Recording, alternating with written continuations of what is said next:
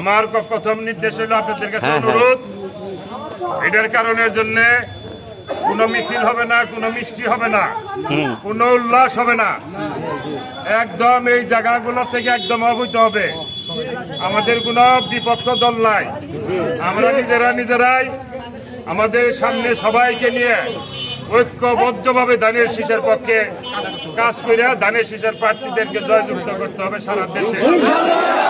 তার জন্য আপনারা ধৈর্য ধরেছেন, সর্বোচ্চ ধৈর্য ধরবেন। আমাদের কোনো বিপক্ষ নাই।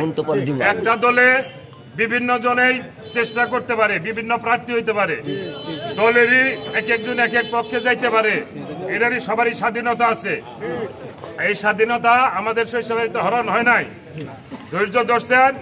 আবার যে প্রার্থীর পক্ষেই থাক সারা দেশে শৈশবাড়িতে, আমরা সবাই এক হয়ে আগামী নির্বাচন ধানের শীষের পক্ষে প্রার্থীকে জয়যুক্ত করার জন্য আমরা আপ্রাণ চেষ্টা করব। মহান রাব্বুল আলামিন যেন আমাদের সহায় হয়।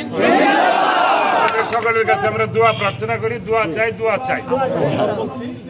আবারও বলছি, কোন মিছিল হবে না, কোন মিষ্টি হবে না, উল্লসিত হবে না। শান্তি ইনশাআল্লাহ। এর ব্যত্যয় যারা ঘটাবেন দলীয়ভাবে তাদের বিরুদ্ধে ব্যবস্থা গ্রহণ করবে।